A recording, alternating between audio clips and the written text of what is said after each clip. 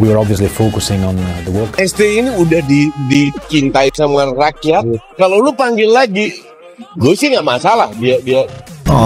아무래도 NH Di Indonesia lagi heboh, suruh pesin balik gitu. Tadi saya sampaikan, kalau kita coba sebaik-baiknya, paling tidak titik-titik ini kita bisa kurangi gitu. Ya salah satunya komunikasi. Simak sampai habis agar tidak ketinggalan berita penting seputar timnas dan berita olahraga menarik lainnya.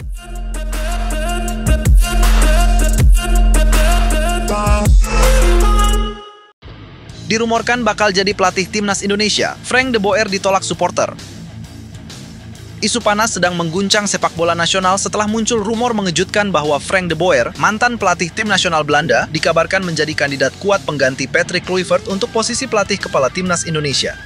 Namun alih-alih disambut gembira, kabar ini justru memicu gelombang penolakan besar dari supporter Garuda yang menilai langkah tersebut bisa menjadi bumerang baru bagi PSSI. Rumor ini bermula dari unggahan foto Simon Tahamata, kepala pemandu bakat timnas Indonesia, di akun pribadinya, di mana ia terlihat bersama Frank de Boer dalam sebuah pertemuan santai.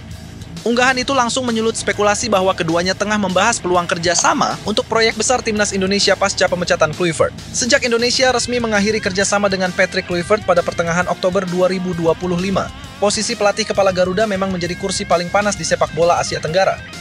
Kluivert dipecat setelah gagal membawa Indonesia lolos ke Piala Dunia 2026, hasil yang membuat publik kehilangan kepercayaan pada jajaran kepelatihan asal Belanda. Kini, rumor yang menyeret nama Frank de Boer justru dianggap sebagai langkah mundur, bukan kemajuan. Meski de Boer memiliki reputasi besar sebagai mantan pemain legendaris Ajax Amsterdam dan Barcelona, karier kepelatihannya justru penuh catatan kelam. Sejak menukangi Ajax pada tahun 2010 hingga 2016, de Boer memang sempat membawa klub itu menjuarai Eredivisie 4 kali beruntun. Namun setelah itu, kariernya menukik tajam. Pengalamannya di luar Belanda justru dipenuhi kegagalan.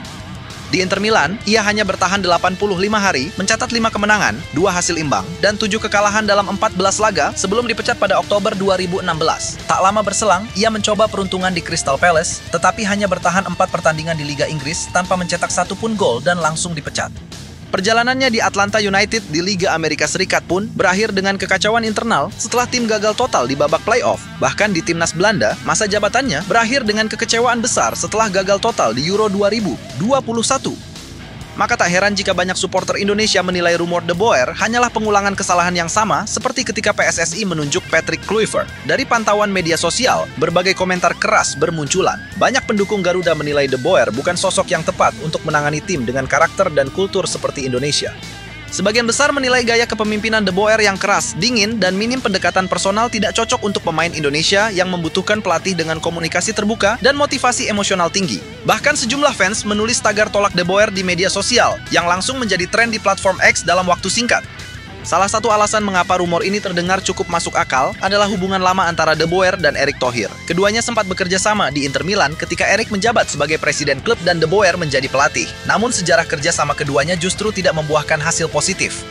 Dalam 14 laga bersama Inter, de Boer gagal membangun permainan solid dan tim tampil tanpa arah taktik yang jelas. Banyak pengamat menilai de Boer tidak mampu beradaptasi dengan gaya permainan modern dan terlalu kaku dalam menerapkan sistem. Mantan anak asuhnya di Inter, Kenner Erkin, bahkan secara terbuka mengkritik sang pelatih. Dalam wawancara bersama FC Internews, pemain asal Turki itu menuding de Boer sebagai sosok yang arogan dan tidak menghargai pemain. Ia memperlakukan saya seperti pemain muda akademi dan mencoret saya tanpa alasan. Tidak ada komunikasi, tidak ada penjelasan. Itu mempermalukan saya, ungkap Erkin. Ia bahkan menambahkan bahwa sikap de Boer telah merusak kariernya di Eropa karena keputusan-keputusan sepihak yang diambil tanpa melihat performa pemain di lapangan. Tak hanya Erkin, pemain lain seperti Jonathan Biabiani dan Felipe Melo juga memberikan kesaksian serupa. Biabiani menyebut de Boer sebagai pelatih terburuk yang pernah ada, sementara Melo dalam wawancara bersama Gazzetta dello Sport menyatakan de Boer tidak mengerti apapun tentang sepak bola modern dan gagal memahami karakter ruang ganti. Kritik serupa juga pernah datang dari legenda Belanda sendiri. Ruud Gullit dan Marco van Basten menilai bahwa de Boer terlalu terobsesi dengan filosofi klasik Ajax dan gagal beradaptasi dengan karakter pemain di luar Belanda. Itu sebabnya banyak analis di Eropa menilai bahwa peluang suksesnya di luar Eredivisie sangat kecil. Di tengah polemik ini, sejumlah pengamat sepak bola nasional mulai mempertanyakan arah kebijakan PSSI. Setelah dua pelatih asal Belanda gagal total dalam proyek besar Garuda Muda dan Senior, publik mempertanyakan mengapa federasi tampak enggan mencari sosok dari kawasan lain, seperti Eropa Timur atau Amerika Selatan, yang dikenal lebih fleksibel dan komunikatif. Beberapa suara bahkan menyarankan agar PSSI memberikan kesempatan kembali kepada pelatih Asia, termasuk kemungkinan mendatangkan Shin Tae-yong kembali. Nama Shin terus disebut karena dinilai sudah memahami kultur sepak bola Indonesia dan pernah membawa Garuda tampil solid di berbagai turnamen besar, termasuk Piala Asia 2024 dan kualifikasi Piala Dunia 2026. Namun sejauh ini belum ada konfirmasi resmi dari PSSI terkait siapa yang benar-benar menjadi kandidat utama. Ketua Umum PSSI Erick Thohir hanya menegaskan bahwa keputusan akan diambil berdasarkan evaluasi menyeluruh dan kepentingan jangka panjang sepak bola Indonesia, bukan semata-mata faktor kedekatan personal. Kami belajar dari pengalaman. Kali ini, siapapun pelatihnya harus memahami karakter pemain Indonesia dan mampu bekerja dalam sistem pembinaan yang terintegrasi, ujar Erick dalam wawancara terakhirnya di Jakarta. Meskipun begitu, rumor terus bergulir. Publik menunggu kejelasan karena setiap hari nama De Boer semakin sering disebut di berbagai forum sepak bola nasional. Para pendukung Garuda tampak khawatir bahwa PSSI akan kembali terjebak dalam pola yang sama, yakni mengutamakan nama besar ketimbang hasil nyata. Banyak supporter justru berharap agar PSSI memberi kepercayaan kepada pelatih lokal yang sedang naik daun seperti Indras Jafri atau Bima Sakti, yang sudah memahami DNA sepak bola Indonesia sejak level usia muda. Jika benar Frank De Boer menjadi pilihan akhir, tekanan besar pasti akan langsung datang dari publik dan media. Karena bagi pendukung Garuda, mereka tidak lagi butuh pelatih yang hanya membawa nama besar Eropa, tapi butuh sosok yang mampu menggerakkan semangat juang, memahami karakter pemain, dan menanamkan rasa percaya diri untuk menghadapi siapapun di Asia. Kini semua mata tertuju pada keputusan PSSI berikutnya. Apakah benar akan menunjuk Frank De Boer dan mengulang babak baru yang penuh risiko, atau justru mengambil langkah berani dengan memulai era baru yang benar-benar memahami kultur sepak bola Indonesia? Satu hal pasti, publik sudah tidak sabar menunggu jawaban.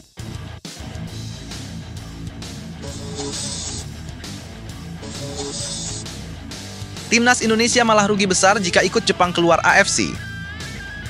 Rumor keluarnya Jepang dari AFC dan potensi terbentuknya federasi baru bernama Federasi Sepak Bola Asia Timur memang telah menciptakan kehebohan besar di seluruh kawasan Asia. Namun kini muncul analisis tajam yang menyebut langkah itu justru bisa menjadi bumerang bagi beberapa negara, termasuk Indonesia, yang sempat disebut-sebut akan ikut serta dalam pergerakan besar ini. Menurut laporan media Tiongkok, 163 Sports, Indonesia bisa mengalami kerugian strategis yang cukup signifikan jika benar-benar keluar dari AFC dan bergabung dalam konfederasi baru bersama Jepang, Korea Selatan, dan negara-negara Asia Timur lainnya. Di permukaan, ide membentuk federasi baru memang terdengar menggoda. Banyak pihak menilai AFC selama ini terlalu condong pada kepentingan negara-negara Timur Tengah, terutama dalam hal penunjukan tuan rumah dan keputusan wasit yang sering menuai kontroversi. Contoh paling nyata terlihat dalam round 4 kualifikasi Piala Dunia 2026, di mana AFC malah menunjuk peserta round 4 sebagai tuan rumah, bukan di tempat netral seperti yang diharapkan oleh banyak federasi. Kondisi ini dianggap tidak mencerminkan prinsip keadilan, karena negara yang memiliki infrastruktur dan dukungan finansial besar jelas mendapat keuntungan tambahan. Belum lagi sejumlah keputusan wasit yang memicu perdebatan panas, termasuk beberapa momen yang dianggap merugikan tim-tim Asia Timur seperti Jepang dan Irak.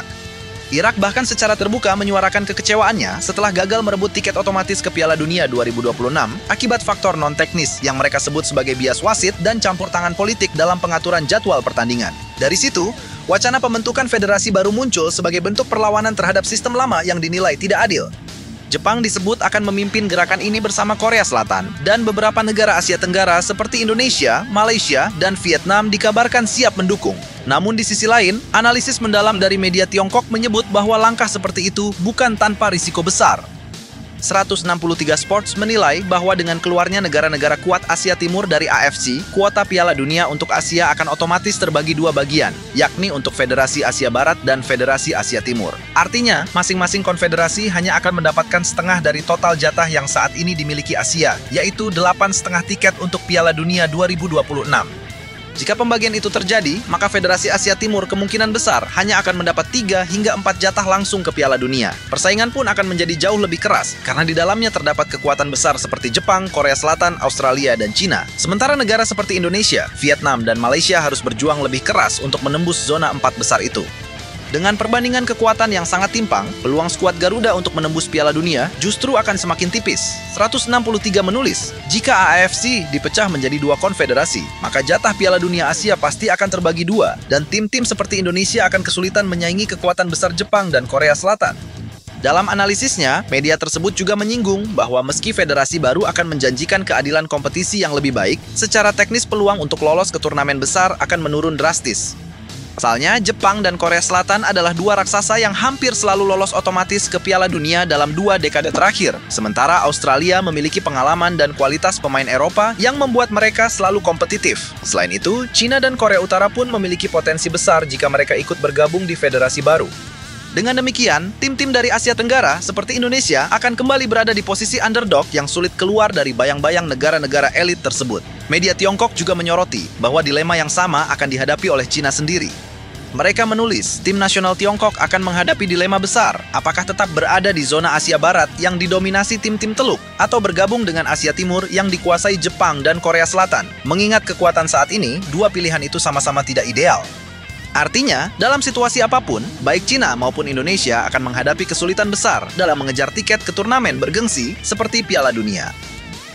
Bahkan jika Federasi Asia Timur benar-benar terbentuk dan beroperasi dengan sistem kompetisi yang lebih transparan, level persaingannya akan menjadi sangat tinggi, mirip dengan kualifikasi zona Eropa yang keras dan padat dengan negara unggulan. Dari sisi ekonomi dan geopolitik, Indonesia juga bisa kehilangan sejumlah keuntungan yang selama ini diperoleh dari keanggotaan AFC.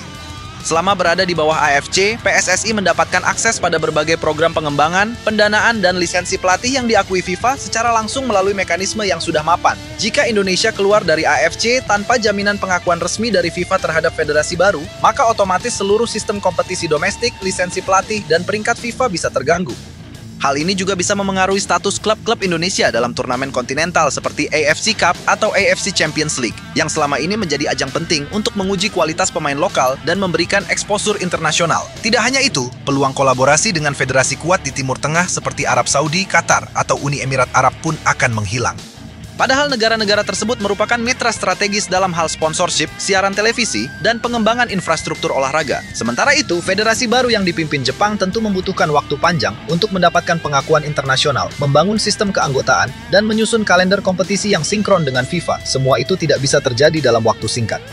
Dalam konteks kompetisi, Indonesia juga harus realistis menghadapi kenyataan bahwa di Federasi Asia Timur nanti, rival yang dihadapi bukan lagi tim-tim seperti Filipina atau Laos, melainkan Jepang, Korea Selatan, Australia, dan China yang memiliki tradisi sepak bola jauh lebih kuat dan sumber daya pemain luar biasa. Situasi ini bisa membuat langkah Garuda justru semakin berat meski sistem kompetisinya lebih adil. Di sisi lain, bertahan di AFC masih memberi peluang yang lebih terbuka karena sistem kualifikasi di zona Asia Barat lebih bervariasi dan mempertemukan tim dengan level kekuatan yang lebih beragam. Peluang untuk menembus babak akhir kualifikasi masih mungkin terjadi, seperti yang ditunjukkan oleh Vietnam dan Suriah di periode sebelumnya. Maka dari itu, jika menilai dari aspek politik olahraga, ekonomi, dan peluang kualifikasi, keputusan untuk ikut Jepang keluar dari AFC bisa menjadi langkah yang penuh risiko. Meski wacana ini mengandung semangat perubahan dan keadilan, tetapi realitas kompetitifnya justru bisa menempatkan timnas Indonesia dalam posisi lebih sulit. Sejumlah pengamat menilai langkah terbaik bagi PSSI adalah menunggu dan mengamati arah pembentukan federasi baru ini sebelum membuat keputusan strategis. Sebab, jika terburu-buru mengikuti langkah Jepang tanpa dasar hukum dan dukungan internasional yang jelas, Indonesia bukan hanya berisiko kehilangan posisi di AFC, tetapi juga bisa tersingkir dari ekosistem sepak bola dunia yang diakui FIFA.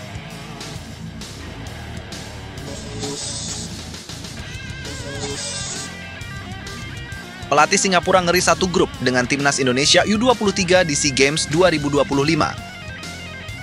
Pelatih timnas Singapura U23 Firdaus Qasim akhirnya buka suara setelah hasil undian SEA Games 2025 menempatkan timnya satu grup dengan sang juara bertahan timnas Indonesia U23 di grup C bersama Myanmar dan Filipina.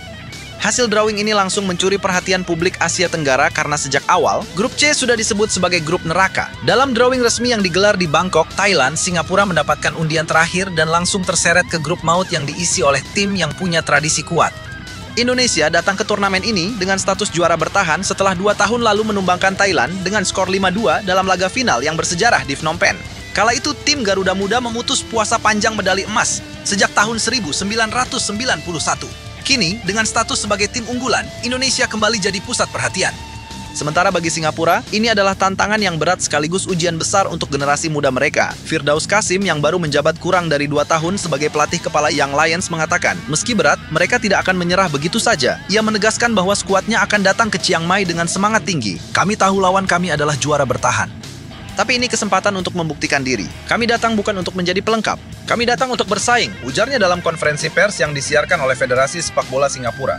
Dalam fase grup yang diisi 4 tim ini, setiap pertandingan akan sangat menentukan karena hanya juara grup dan satu runner-up terbaik yang akan melaju ke semifinal.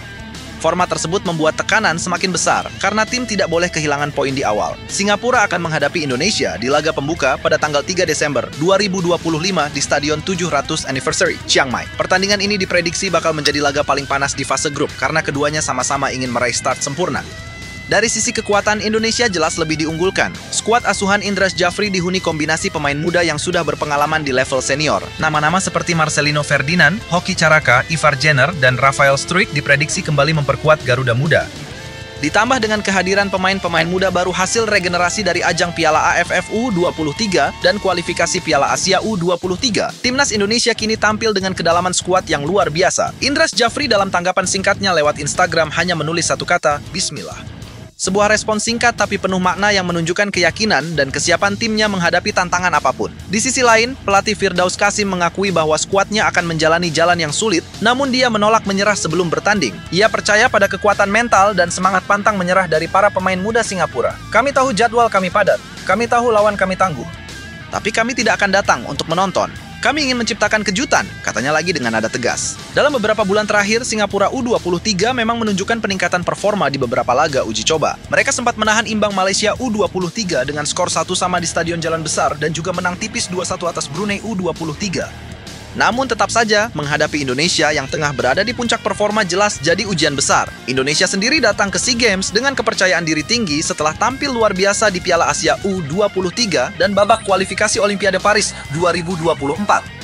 Banyak pemain muda Garuda sudah beradaptasi di klub-klub luar negeri, sehingga secara pengalaman dan kecepatan bermain, mereka jauh lebih matang dibandingkan 2 tahun lalu. Laga antara Indonesia melawan Singapura akan menjadi barometer awal bagi tim-tim lain di grup C. Myanmar dan Filipina tentu akan memantau jalannya pertandingan itu dengan sangat serius, karena hasilnya akan menentukan arah persaingan di grup. Jika Indonesia menang besar, tekanan mental otomatis berpindah ke 3 tim lain. Tapi jika Singapura mampu mencuri poin, maka situasi grup bisa berubah menjadi sangat terbuka. Dalam sejarah SEA Games, Indonesia dan Singapura sudah beberapa kali bertemu di fase grup. Dari 8 pertemuan terakhir, Indonesia menang 6 kali, seri 1 kali, dan kalah 1 kali. Kekalahan itu terjadi pada edisi 2019 di Manila ketika Singapura berhasil menahan Indonesia tanpa gol. Namun sejak saat itu, grafik performa Garuda Muda terus menanjak. Pelatih Indras Jafri dikenal punya kemampuan mengelola tim dengan sistem rotasi yang efektif. Ia seringkali menggunakan 2 susunan berbeda antara laga pertama dan laga kedua, tergantung lawan yang dihadapi. Pendekatan ini membuat pemain tetap bugar di tengah jadwal padat. Sementara itu, Singapura masih bergantung pada beberapa pemain senior yang turun untuk memperkuat skuad U23. Nama-nama seperti Lionel Tan, Jordan Emafiwe, dan Harhis Stewart masih diandalkan untuk menjaga keseimbangan tim. Firdaus Qasim juga menaruh harapan besar pada 2 pemain muda yang kini bermain di luar negeri, yaitu Raihan Stewart dan Glenn Queh yang tampil bagus di Liga Thailand 2. Menurutnya, pengalaman bermain di luar negeri memberi nilai tambah dalam hal mental dan disiplin. Ia juga mengatakan bahwa Singapura akan fokus pada pertahanan dan transisi cepat. Kami tidak akan bermain bertahan penuh. Tapi kami juga tidak akan gegabah. Melawan Indonesia yang punya kecepatan tinggi di sayap, kami harus pintar membaca momentum, ucapnya. Di kubu Indonesia, Indras Jafri sudah menegaskan bahwa targetnya adalah mempertahankan medali emas. Ia menyebutkan bahwa para pemainnya akan berusaha bermain dengan filosofi khas, yakni penguasaan bola cepat dan pressing tinggi. Kami menghormati semua lawan, tapi kami juga tahu kemampuan kami, katanya dalam wawancara di Jakarta sebelum berangkat ke Thailand. Persiapan Indonesia memang terbilang matang. Mereka sudah menjalani beberapa pemusatan latihan di Yogyakarta dan sempat menggelar uji coba internasional melawan Vietnam U23 dan Thailand U23. Hasilnya cukup positif. Indonesia menang 2-1 atas Vietnam dan bermain imbang 1-1 dengan Thailand. Dari hasil itu terlihat konsistensi yang terus dijaga oleh tim pelatih. Supporter Indonesia juga diharapkan hadir dalam jumlah besar di Chiang Mai. Banyak kelompok supporter dari komunitas Garuda Thailand dan diaspora Indonesia di Bangkok sudah menyatakan siap datang langsung ke stadion. Dukungan besar ini diyakini akan memberi motivasi tambahan bagi para pemain muda Indonesia. Laga pembuka melawan Singapura diperkirakan akan berlangsung dengan intensitas tinggi sejak menit pertama. Kedua tim punya gaya bermain berbeda. Indonesia mengandalkan kombinasi kecepatan, umpan vertikal cepat, dan tekanan tinggi. Sedangkan Singapura lebih mengandalkan organisasi bertahan dan serangan balik. Duel di lini tengah antara Marcelino Ferdinand dan Harhis Stewart bisa jadi kunci. Siapa yang menguasai ritme di area itu, kemungkinan besar akan memenangkan laga. Selain itu, duel udara di kotak penalti juga menarik karena Singapura punya bek jangkung seperti Jordan Emaviu, sementara Indonesia mengandalkan kelincahan Hoki Caraka dan positioning bagus dari Rafael Struijk. Semua faktor ini menjadikan pertandingan ini bukan hanya soal skor tapi juga tentang mental dan ketahanan fisik. Jika Indonesia menang di laga pertama, langkah menuju semifinal akan terbuka lebar karena dua laga berikutnya relatif lebih ringan di atas kertas. Namun Indras Jafri tetap meminta para pemainnya tidak meremehkan siapapun. Kami harus fokus dari awal sampai akhir, tidak boleh ada kesalahan kecil, ujarnya. SEA Games 2025 sendiri akan jadi panggung penting bagi regenerasi sepak bola Asia Tenggara karena hampir semua negara kini sedang menyiapkan proyek jangka panjang menuju kualifikasi Olimpiade Los Angeles 2028. Oleh karena itu, setiap laga di turnamen ini punya nilai lebih dari sekadar medali. Dan di tengah semua persiapan itu, laga Indonesia melawan Singapura menjadi simbol antara pengalaman dan semangat baru. Indonesia datang sebagai juara bertahan dengan kepercayaan diri penuh. Singapura datang sebagai penantang yang ingin mengubah nasib. Dua tim, dua mentalitas, dan satu ambisi yang sama, membuktikan siapa yang paling pantas melangkah lebih jauh di Chiang Mai. Semua mata akan tertuju pada stadion saat peluit pertama dibunyikan, dan dari sanalah cerita baru akan dimulai untuk sepak bola Asia Tenggara.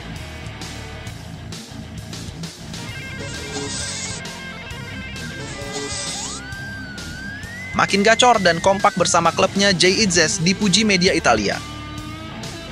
Jay Itzes kembali menjadi sorotan besar publik sepak bola Italia setelah tampil gemilang bersama Sassuolo dalam laga tandang menghadapi Lecce di Stadion Via del Mare pada Sabtu 18 Oktober 2025.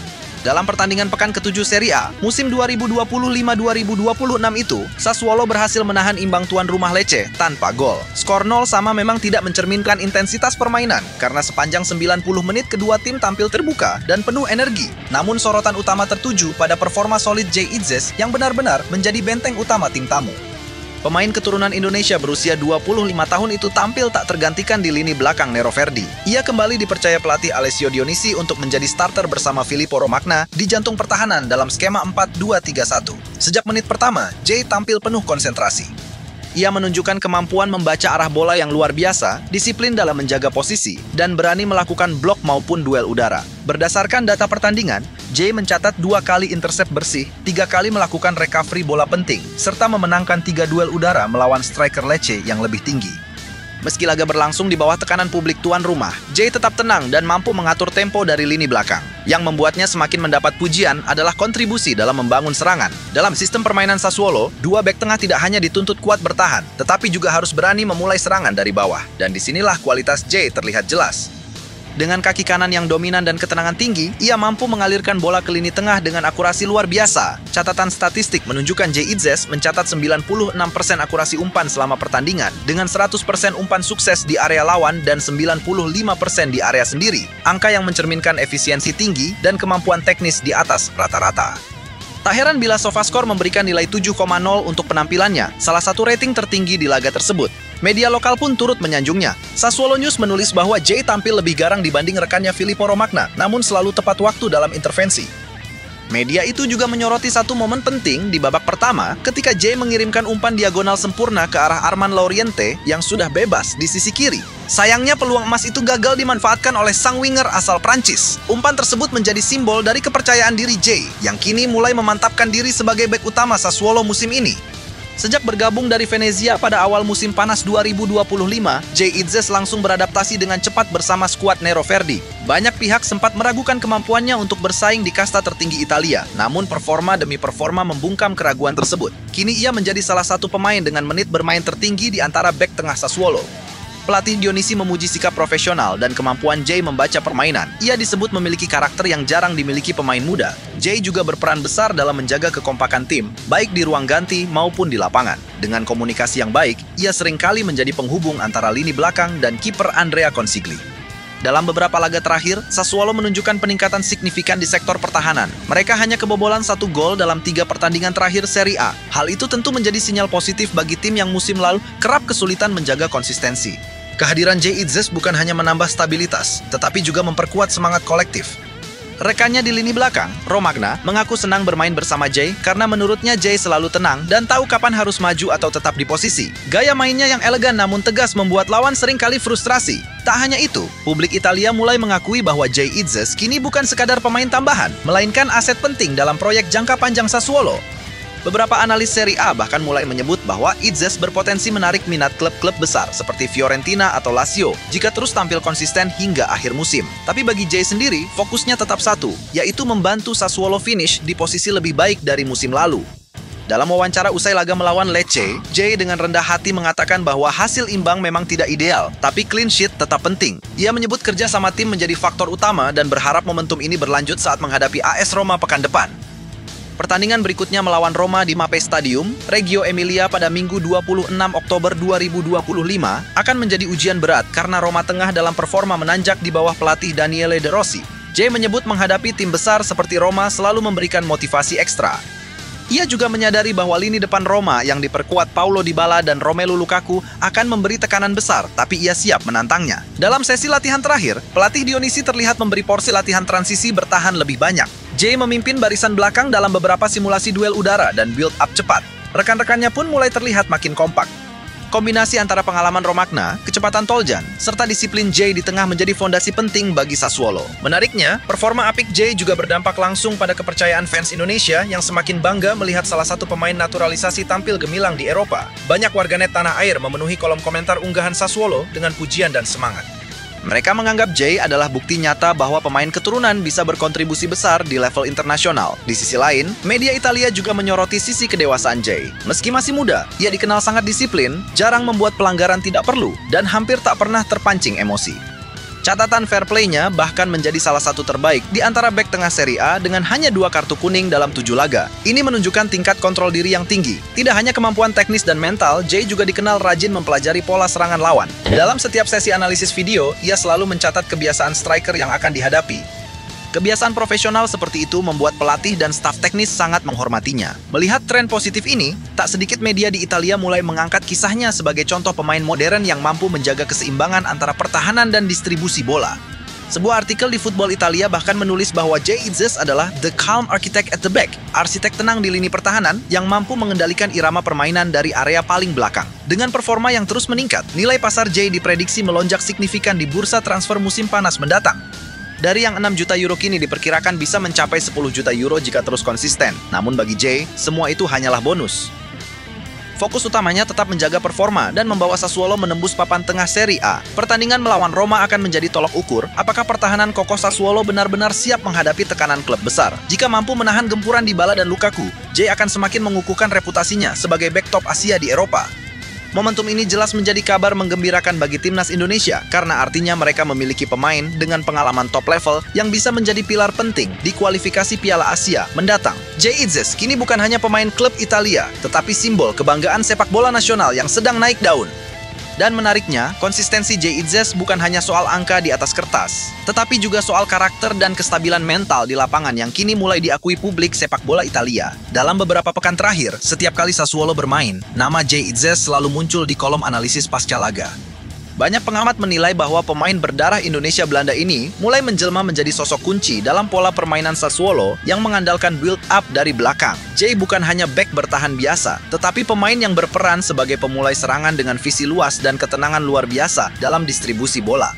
Saat menghadapi Lecce, Itzes terlihat beberapa kali mengambil inisiatif mengangkat bola ke lini tengah dengan ketepatan yang nyaris sempurna. Bola-bola panjangnya memotong garis pressing lawan dan membuka ruang bagi Lauriente serta Pinamonti untuk menciptakan peluang emas. Meskipun hasil akhir nihil gol, kontribusinya sangat terlihat dalam menjaga keseimbangan tim. Bagi pelatih Alessio Dionisi, sosok Jay Itzes menjadi seperti jangkar yang menjaga harmoni antar lini. Tak heran selepas laga, Dionisi menyebut Jay sebagai salah satu pemain paling disiplin secara taktik di skuad Sassuolo musim ini. Dalam wawancaranya, sang pelatih menegaskan bahwa keberadaan Jay membuat barisan belakang lebih tenang, terutama saat menghadapi tekanan tinggi dari tim-tim agresif seperti Lecce.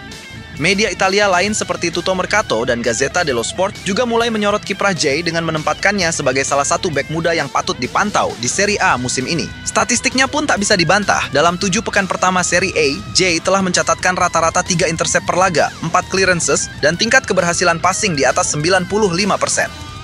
Catatan tersebut menempatkannya dalam jajaran 5 bek tengah paling efisien di liga. Tak hanya itu, gaya bermain Jay yang lugas namun elegan membuat banyak penggemar Sassuolo menyebutnya sebagai tembok hijau hitam. Di forum-forum pendukung Sassuolo, banyak fans memuji keberaniannya dalam duel udara dan kecepatan membaca arah bola. Mereka bahkan mulai membandingkan ketenangan Jay dengan bek legendaris Sassuolo di masa lalu seperti Francesco Acerbi. Di sisi lain, dukungan juga datang dari publik Indonesia yang terus memantau perjalanan karirnya lewat media sosial. Setiap kali Sassuolo bertanding, ribuan komentar dari warganet Indonesia membanjiri akun resmi klub dengan semangat dan doa. Fenomena ini membuat nama Jay Itzes semakin dikenal di Italia sebagai representasi baru sepak bola Asia Tenggara. Beberapa jurnalis Italia bahkan mengaku kagum melihat loyalitas dan antusiasme pendukung Indonesia yang tak pernah absen mendukung Jay, baik menang maupun kalah. Dukungan global itu tentu memberikan dorongan moral luar biasa bagi sang pemain yang kini semakin matang secara mental. Jay sendiri dalam sesi wawancara singkat usai laga melawan Lecce mengaku senang dengan performanya, namun menegaskan bahwa yang paling penting baginya adalah tim. Ia menyebut bahwa hasil imbang tetap positif karena memperlihatkan soliditas Sassuolo di laga tandang, dan ia berharap momentum ini bisa menjadi modal kuat sebelum menghadapi AS Roma pekan depan di Reggio Emilia.